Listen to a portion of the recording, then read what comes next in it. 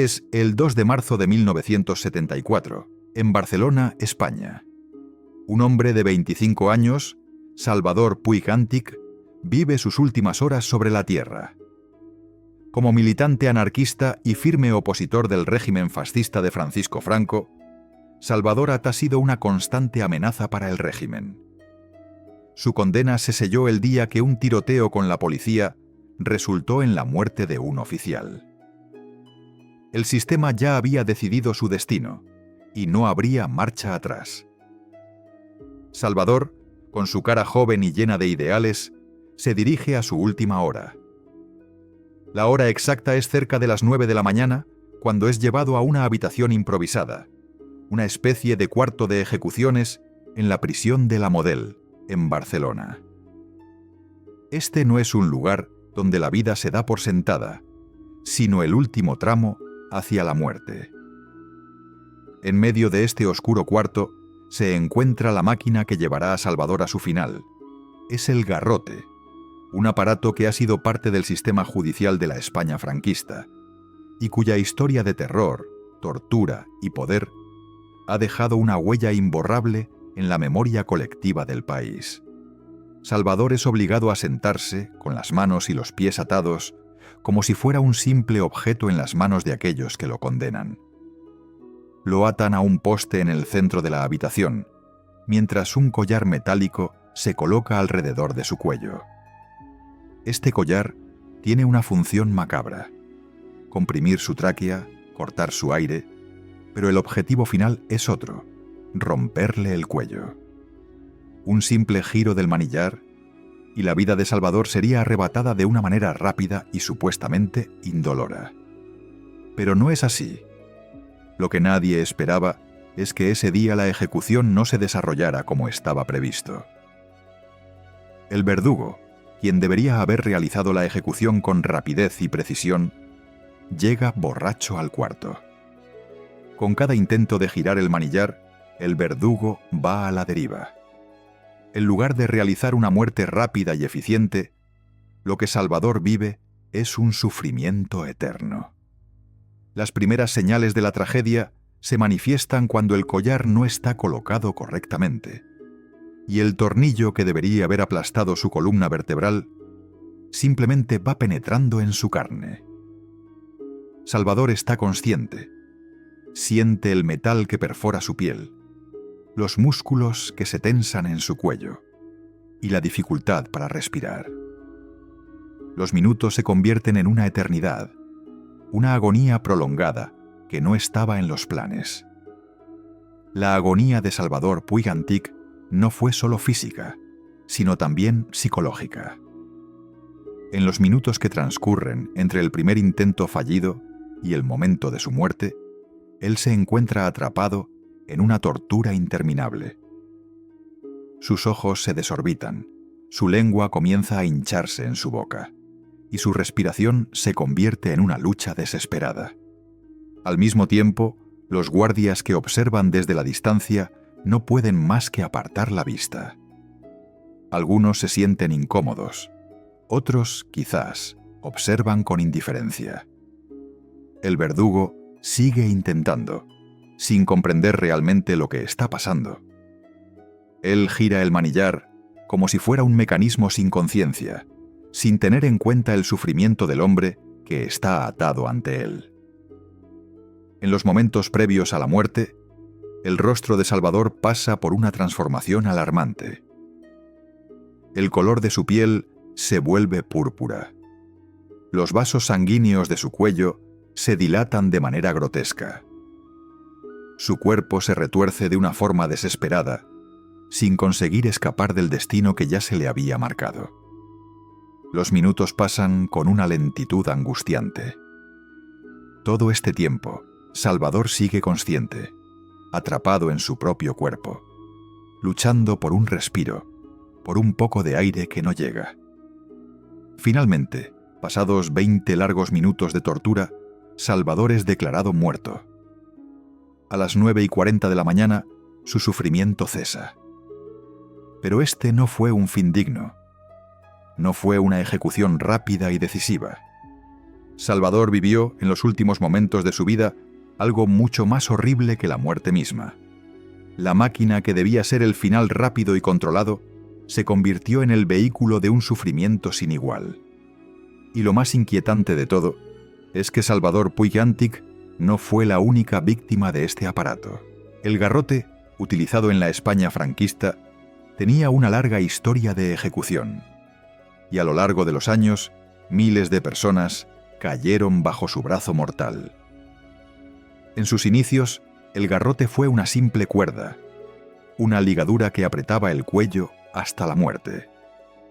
Pero con el tiempo, los españoles perfeccionaron el método.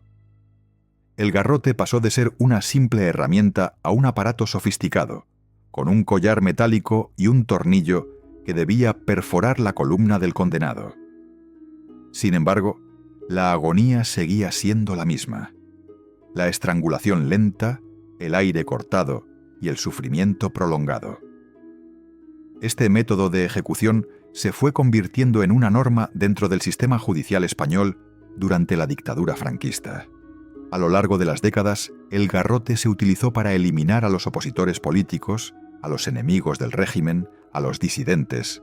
Fue una forma de silenciar la disidencia de una manera feroz y brutal. Los que caían bajo la sombra de este aparato no solo eran condenados a morir, sino a vivir una última agonía, digna de los relatos más oscuros de la historia. Pero lo que pasó con Salvador Puig-Antich, ese 2 de marzo de 1974, nos recuerda que, incluso en los mecanismos de control más eficientes, puede haber fallos humanos. En su caso, la ejecución no solo fue un acto de poder, sino una representación de la crudeza del sistema que lo condenaba.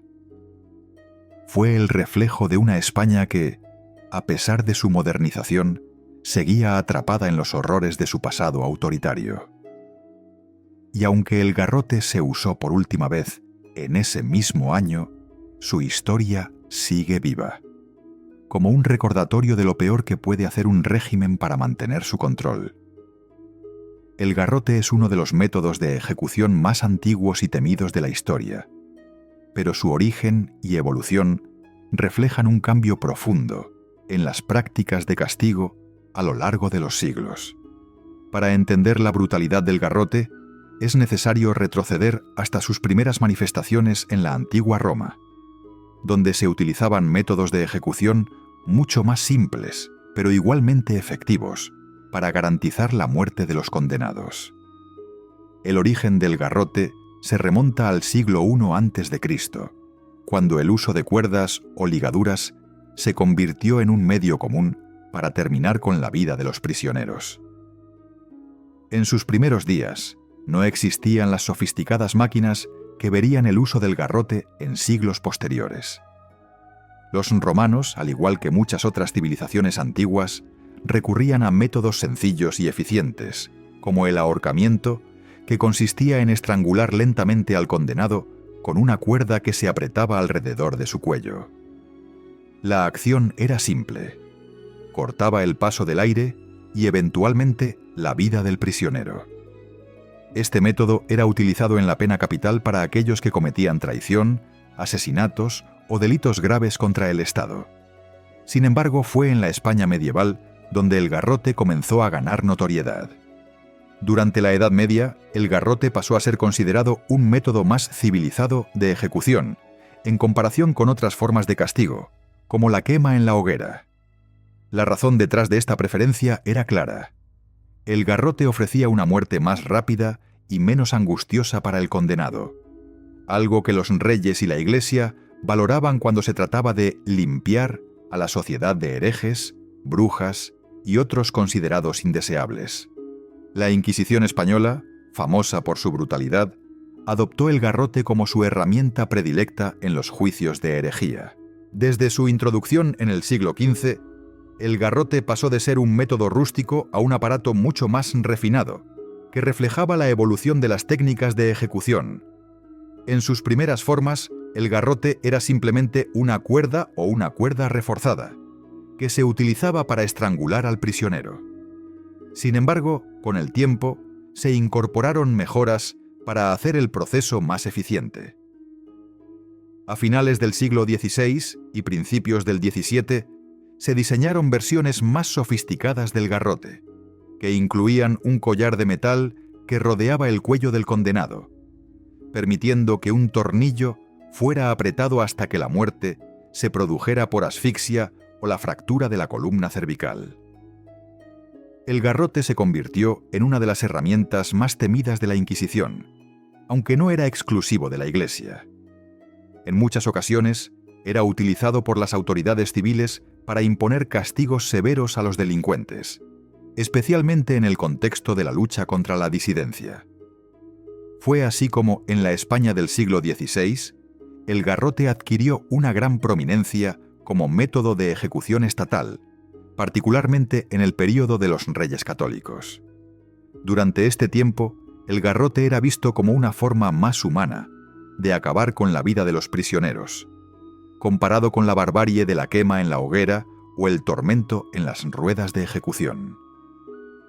A lo largo de los siglos, el garrote siguió siendo una herramienta de control y represión, especialmente en el contexto de la España imperial. Durante la colonización de América, las autoridades españolas llevaron el garrote a las tierras conquistadas. El Inca Atahualpa es uno de los ejemplos más conocidos de una víctima del garrote fuera de Europa. Tras su captura por Francisco Pizarro, en 1532, Atahualpa fue condenado a muerte, aunque antes logró reunir enormes cantidades de oro y plata como parte de un rescate. A pesar de que cumplió con su parte del trato, Atahualpa fue ejecutado con el garrote, en lugar de ser liberado, lo que muestra cómo este aparato también se utilizaba como una herramienta política y represiva. A medida que la historia avanzaba, el garrote continuaba siendo perfeccionado. Durante el siglo XVIII, las reformas en la pena de muerte impulsaron la creación de un garrote más eficiente, diseñado específicamente para garantizar una muerte rápida y humana. En este periodo, se comenzaron a utilizar versiones de garrotes con sistemas de collar metálico ajustables, lo que permitió a los verdugos tener un mayor control sobre el proceso de ejecución. En lugar de depender de un simple lazo o cuerda, el nuevo modelo incorporaba un tornillo que, al ser girado, comprimiría la tráquea y la columna cervical de la víctima hasta su ruptura. De esta manera, la ejecución se volvía más mecanizada y precisa, a costa de la experiencia de sufrimiento del condenado. El garrote se consolidó como el método de ejecución preferido en España durante el siglo XIX y en muchos otros países, especialmente en los reinos del Mediterráneo y América Latina. En 1828, España hizo del garrote la única forma de ejecución en su territorio, reemplazando otros métodos como la decapitación y la garra de hierro, que eran considerados menos eficientes. A lo largo de todo el siglo XIX, cientos de personas fueron ejecutadas bajo este método. A diferencia de otras formas de pena capital, el garrote no era tan visualmente impactante, lo que hizo que, en parte, fuera más aceptable para la sociedad en un periodo en el que la moralidad pública jugaba un papel importante en la aceptación de las penas. Con la llegada del siglo XX, el garrote siguió siendo utilizado, aunque con variaciones y adaptaciones. Durante la dictadura de Franco en España, el garrote fue el principal medio para ejecutar a los disidentes políticos y a aquellos que se oponían al régimen. La última ejecución por garrote en España tuvo lugar en 1975, cuando Francisco Franco murió, y el uso de este método comenzó a ser objeto de fuertes críticas tanto dentro de España como internacionalmente. Aunque ya se había hecho obsoleto en muchos países, el garrote siguió siendo visto por algunos como un vestigio de la brutalidad de tiempos pasados, pero también como una herramienta de control, miedo y represión. De este modo, el garrote, que comenzó como una simple cuerda en la antigua Roma, evolucionó para convertirse en una máquina de muerte refinada y sistemática, que dejó una marca indeleble en la historia de la ejecución en España y el mundo. A través de los siglos, el garrote fue testigo de las transformaciones sociales, políticas y culturales que marcaron su uso, desde los inquisidores medievales hasta los últimos verdugos franquistas. Su historia, marcada por el sufrimiento y la muerte, sigue siendo una parte sombría del legado de la pena capital. El garrote, que durante siglos fue una herramienta de control y muerte en la historia de España, encontró su lugar más macabro y sistemático durante la dictadura de Francisco Franco, que se extendió desde 1939 hasta 1975. Aunque el garrote había sido una práctica común durante los siglos anteriores, el régimen franquista lo adoptó como su principal método de ejecución. En este contexto, el garrote se convirtió no solo en un instrumento de muerte, sino también en un símbolo de la brutalidad política, de la represión implacable que el régimen imponía sobre aquellos que se oponían a él. Durante la dictadura de Franco, miles de personas fueron condenadas a muerte por garrote, y la maquinaria de la opresión funcionaba con una eficiencia escalofriante.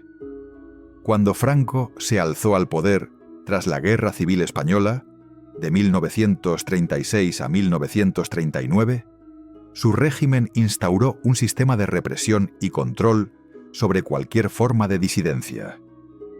Tras la victoria de los nacionalistas, la dictadura franquista no solo se dedicó a la eliminación física de los opositores, sino que también buscaba amedrentar a la población, enviar un mensaje claro de que cualquier intento de sublevarse contra el régimen sería castigado con la muerte. Y el garrote fue una de las herramientas más utilizadas para ello. A diferencia de otros métodos de ejecución, como el fusilamiento o la guillotina, el garrote era un método silencioso, privado y efectivo, que de alguna manera ofrecía la ilusión de ser un castigo civilizado. Sin embargo, la realidad era bien diferente. Durante los primeros años del franquismo, el garrote continuó siendo utilizado en las prisiones y centros de detención, donde miles de personas fueron ejecutadas, muchas veces sin un juicio justo.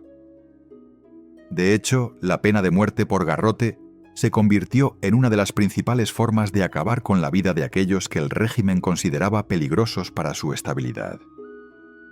Y no solo se aplicaba con aquellos condenados por crímenes comunes, sino principalmente a los opositores políticos, a los republicanos, a los sindicalistas, a los intelectuales y a los trabajadores que intentaban organizarse para desafiar el poder del régimen. El garrote fue especialmente relevante en la persecución de los enemigos del franquismo. En los primeros años de la dictadura se ejecutaron a numerosos prisioneros políticos, algunos de ellos sin pruebas suficientes que justificaran su condena. La represión fue feroz, y el garrote se convirtió en un símbolo del poder absoluto de Franco. De hecho, los registros históricos apuntan que entre 1939 y 1952, más de 100 personas fueron ejecutadas por garrote cada año, y muchos de los casos fueron simplemente condenas sin el debido proceso judicial. La práctica del garrote alcanzó su pico en la década de 1940, cuando el régimen estaba en su momento más autoritario, tras la consolidación del poder de Franco.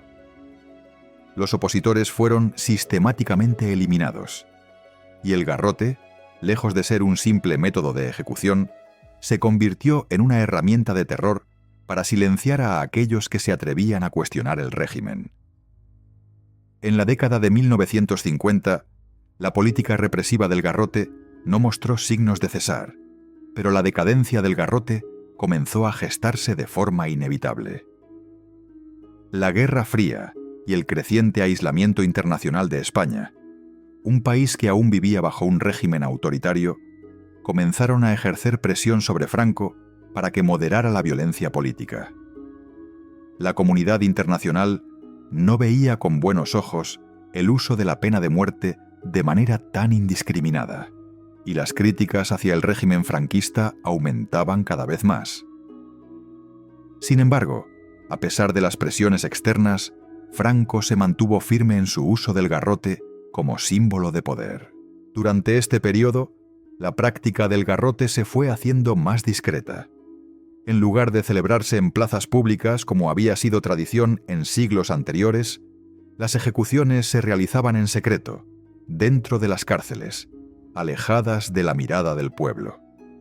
A medida que el mundo occidental comenzaba a rechazar la pena de muerte y muchos países se decantaban por métodos más humanos de ejecución, España seguía apostando por el garrote, un vestigio de un pasado sombrío. Sin embargo, el hecho de que las ejecuciones ya no fueran públicas no hacía que fueran menos brutales. A pesar de las críticas, Franco no cedió ante la presión internacional y continuó utilizando el garrote en la década de 1960 y 1970, lo que resultó en una serie de ejecuciones muy mediáticas, algunas de ellas de personas que se habían destacado por su lucha contra el régimen. Es en estos años cuando las últimas ejecuciones con garrote se llevarían a cabo, destacándose casos como el de Salvador Puig-Antich, cuya ejecución se realizó en 1974, siendo uno de los últimos en ser ejecutados por este método. Para ese momento, el garrote ya no era solo una herramienta de represión, sino también un símbolo de la decadencia del régimen.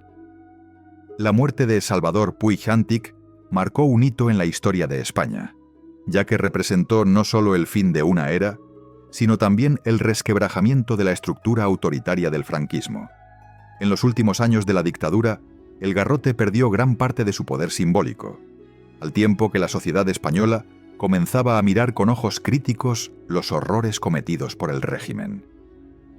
Finalmente, en 1975, con la muerte de Francisco Franco y el inicio de la transición española hacia la democracia, el garrote fue abolido de forma definitiva como método de ejecución en España. La última persona en ser ejecutada por garrote fue el preso político José Delgado, también conocido como el Chacal, quien fue ejecutado en 1975, pocos meses antes de la muerte de Franco. Este acto, junto con otros como la liberación de muchos presos políticos y la caída del régimen, marcó el final de una era oscura en la historia de España. El garrote, que había sido una herramienta de opresión y muerte durante tantos siglos, fue finalmente dejado atrás, simbolizando el fin de una dictadura y el comienzo de una nueva etapa para el país.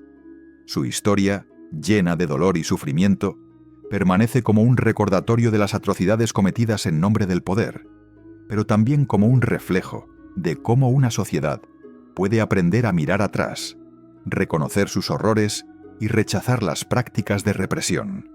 Durante la dictadura de Francisco Franco, España vivió bajo un régimen de represión, censura y control social que dejó una huella imborrable en la conciencia colectiva del pueblo.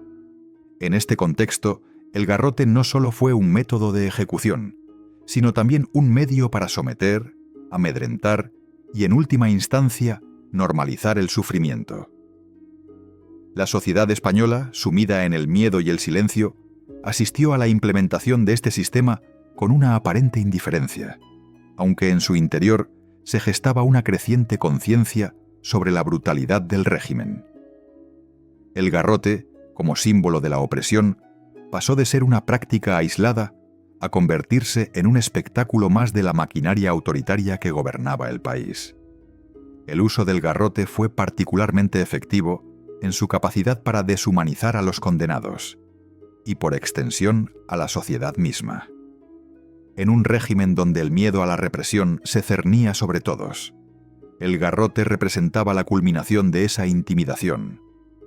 Para aquellos que se oponían a Franco, el garrote era la última amenaza, una sombra que se cernía sobre ellos como una advertencia constante. La posibilidad de ser ejecutado por este método se convirtió en una espada de Damocles para los disidentes políticos, los intelectuales, los activistas y aquellos que, en su lucha por la libertad, se atrevieron a cuestionar el poder absoluto del dictador. La normalización del sufrimiento a través del garrote no fue algo que sucediera de manera inmediata ni evidente. A lo largo de los años, la maquinaria de la represión se fue ajustando para asegurar que las ejecuciones, aunque brutales, fueran cada vez más discretas, casi invisibles. Las ejecuciones ya no se realizaban en plazas públicas, como ocurría en tiempos pasados, donde el pueblo era testigo directo del poder del régimen. En lugar de eso, las ejecuciones por garrote se llevaban a cabo en la intimidad de las prisiones, lejos de la vista del público. Sin embargo, esta invisibilidad no significaba que la práctica dejara de tener un impacto en la sociedad. El hecho de que la pena de muerte continuara siendo aplicada, incluso de manera oculta, indicaba que el sufrimiento seguía siendo una constante en la vida cotidiana de los españoles. El miedo, al no ser visible en las calles, se internalizó en las mentes de los ciudadanos. El garrote se convirtió en un recordatorio constante de que la disidencia política no solo era castigada, sino que si llegaba al extremo de la muerte, el régimen lo hacía con una eficiencia fría y calculada. Las víctimas del garrote, muchos de los cuales fueron activistas, militantes de izquierda, sindicalistas y opositores al régimen, fueron transformadas en símbolos de una lucha silenciada. La población española, en su mayoría sumida en el miedo, no solo presenció estas muertes, sino que también vivió bajo la constante amenaza de que cualquiera podía ser el siguiente. El garrote, por tanto, no solo afectó a los que fueron condenados, sino a toda la sociedad que vivió bajo la opresión de la dictadura. La represión no solo mataba cuerpos, sino también el espíritu de una nación que se veía atrapada entre el miedo a la muerte y la pasividad impuesta por el régimen. Sin embargo, el impacto del garrote no se limitó solo a la psique colectiva de la sociedad española. También tuvo un efecto profundo en la moralidad pública y la ética del pueblo. El régimen franquista se encargó de construir una narrativa en torno al garrote que lo presentaba como un mal necesario para la conservación del orden y la estabilidad. Los ejecutados, al ser catalogados como enemigos del Estado, no solo eran despojados de su humanidad, sino que eran demonizados públicamente. Esto permitió que el pueblo, en su gran mayoría, no solo aceptara la existencia del garrote, sino que también llegara a verlo como un instrumento de justicia, una necesidad dentro del sistema de control que Franco había impuesto. La sociedad española, por tanto, fue testigo de la muerte de los opositores del régimen de una manera que, con el paso del tiempo, se fue volviendo cada vez más rutinaria. Esta desensibilización hacia el sufrimiento ajeno permitió que las ejecuciones pasaran desapercibidas en gran parte de la opinión pública. Aunque había quienes se oponían abiertamente a la pena de muerte y criticaban la brutalidad del garrote, muchos se veían incapaces de desafiar abiertamente al régimen. La censura, la represión de cualquier forma de protesta y el control social logrado por el franquismo crearon un clima de silencio en el que la condena a muerte y la ejecución eran simplemente parte del paisaje político y social. Este silencio social también estuvo marcado por el temor a las represalias. Las personas sabían que cualquier forma de disidencia, incluso la más mínima, podía llevar a la muerte. El miedo, por lo tanto, se convirtió en una forma de control más eficaz que la propia violencia. Los individuos, conscientes de las consecuencias, comenzaron a aceptarlo como una parte inevitable de su realidad. El garrote, lejos de ser un simple instrumento de ejecución, se transformó en un símbolo de esa normalización del sufrimiento, de esa aceptación tácita de que el dolor, la muerte y la opresión eran solo un reflejo de las fuerzas que gobernaban el país. Este fenómeno no fue exclusivo de la generación que vivió bajo la dictadura. A pesar de la transición hacia la democracia en la década de 1970, el impacto del garrote y de la represión franquista perduró en la memoria colectiva de la sociedad española. La falta de una verdadera justicia transicional, la amnesia histórica y el silencio que rodeaba los crímenes cometidos durante la dictadura hicieron que las heridas no sanaran completamente. Muchas familias nunca recibieron justicia por la muerte de sus seres queridos, y el sufrimiento de las víctimas del garrote continuó siendo un tema tabú, una sombra que se mantenía oculta bajo la superficie. Al final, la normalización del sufrimiento causada por el garrote y por el régimen franquista no solo tuvo un impacto en las víctimas directas de la represión, sino también en toda la sociedad española. El miedo, la indiferencia y el silencio se convirtieron en parte del tejido de la vida cotidiana, y la brutalidad del régimen se perpetuó de una manera que afectó a generaciones enteras. La dictadura franquista dejó cicatrices profundas que, aunque visibles, no fueron suficientemente reconocidas ni reparadas durante muchos años. El garrote, como instrumento de muerte y control, sigue siendo un símbolo de esa era oscura, de la represión y el sufrimiento que marcaron a España durante más de 30 años. El garrote, esa máquina de muerte que a lo largo de los siglos sirvió para ejecutar a miles de personas, vivió su último suspiro en la España de los años 70. En 1975, con la muerte de Francisco Franco, el régimen que lo había adoptado y mantenido durante décadas se desmoronó, y con él la práctica del garrote. Pero el fin del garrote no fue simplemente el cierre de una era de ejecuciones crueles, sino el inicio de una nueva etapa para España, una época de transición hacia la democracia que comenzaba a mirar atrás, no solo con el deseo de reparar los errores del pasado, sino también con la urgente necesidad de sanar las heridas que la dictadura había dejado. La última ejecución por garrote en España tuvo lugar en septiembre de 1975, cuando José Delgado, conocido como el Chacal, fue condenado a muerte por un crimen de asesinato. Su ejecución marcó el final de un ciclo largo y oscuro en la historia de España, donde el garrote había sido utilizado como una herramienta de control y represión. Pero en un país que aún se encontraba sumido en la opresión política, la desaparición de este método de ejecución fue solo una parte del proceso más amplio de cambio social y político que se estaba gestando. La abolición del garrote, aunque simbólicamente significativa, no fue el único cambio necesario para romper con la violencia institucionalizada del franquismo. A pesar de que el garrote como método de ejecución desapareció, el régimen de Franco dejó una huella indeleble en la sociedad española. La represión, el miedo y la censura siguieron siendo parte del paisaje de la transición, y las cicatrices de la dictadura, aunque menos visibles, continuaron marcando el rumbo del país. En este contexto, la abolición del garrote tuvo que ser acompañada por un proceso de reconciliación y de justicia transicional, que lamentablemente no fue tan inmediato ni tan profundo como muchos esperaban. El fin del garrote no solo fue el fin de una herramienta de ejecución, sino también el fin de una era en la que la violencia política era la respuesta del Estado ante la disidencia.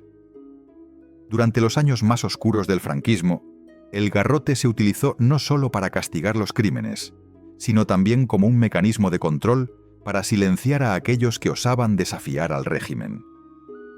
Aquellos que se oponían al franquismo, ya fueran militantes de izquierda, sindicalistas, intelectuales o activistas, sabían que el garrote era una posibilidad tangible para ellos.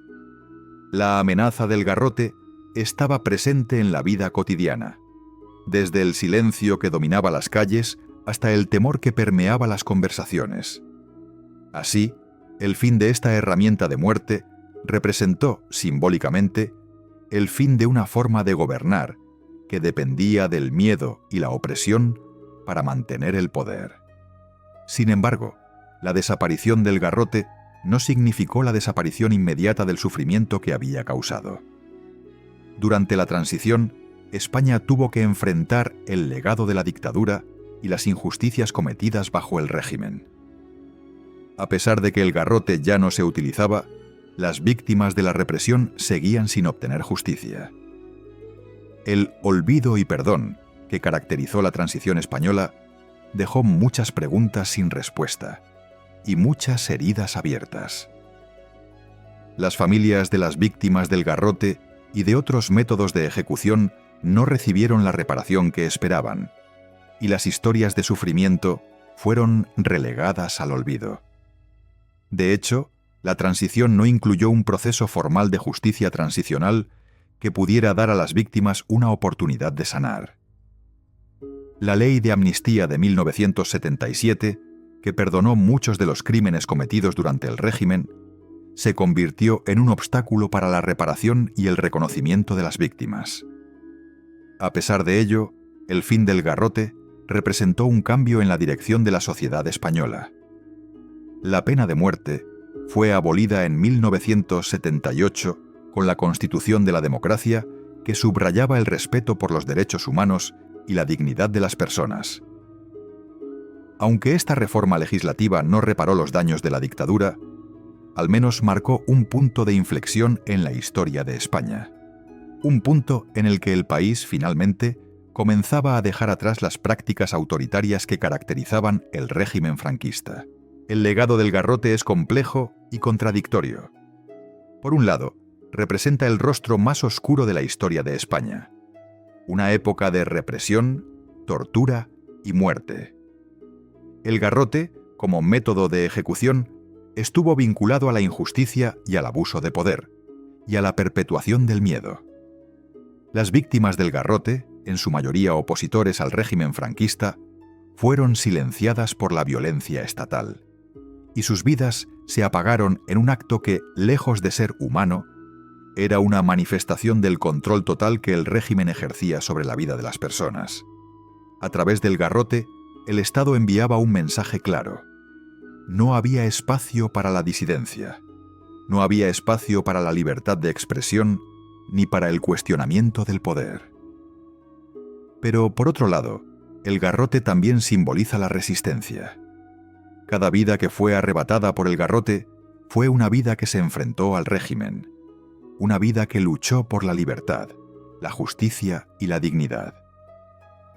Las personas ejecutadas por garrote fueron víctimas de un sistema opresivo, pero sus sacrificios, aunque dolorosos, marcaron el comienzo de la lucha por la democracia en España. Su memoria ha sido, con el tiempo, reconocida por las nuevas generaciones, quienes han sido testigos de cómo la sociedad española ha avanzado en el reconocimiento de las víctimas y en la superación de las injusticias del pasado. En la España contemporánea, el garrote sigue siendo un tema de reflexión y debate. La historia de la represión franquista, incluida la práctica del garrote, es un recordatorio de la importancia de los derechos humanos, la justicia y la memoria histórica. La transición hacia la democracia fue un proceso complejo, lleno de dificultades y contradicciones, pero el fin del garrote fue un paso esencial en la construcción de una España más libre y justa. Aunque el garrote desapareció, el legado de las víctimas y de la lucha por la democracia sigue vivo, como una lección de resistencia frente a la opresión.